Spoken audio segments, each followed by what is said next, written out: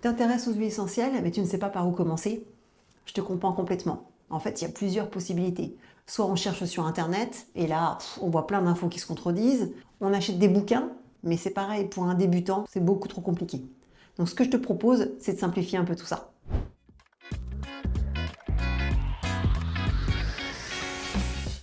Alors, première chose, c'est surtout de ne pas tomber dans le piège de vouloir se constituer une aromathèque, une boîte avec plein d'huiles essentielles, et puis pas savoir quoi en faire. Donc déjà pour ton budget, ce sera plus sympa, et puis même dans l'utilisation, ce sera trop complexe. Donc le mieux, c'est d'avoir à la maison entre 3 et 5 huiles, on est déjà pas mal, pour gérer les maux du quotidien. Donc par exemple, le problème de sommeil, des problèmes de stress, l'immunité, avec les petits problèmes de l'hiver. On commence comme ça, tout simple. L'idée, c'est vraiment de se familiariser tout doucement. Alors deuxième chose, on part pas dans tous les sens. On va essayer de se focaliser sur un souci du moment, un besoin du moment.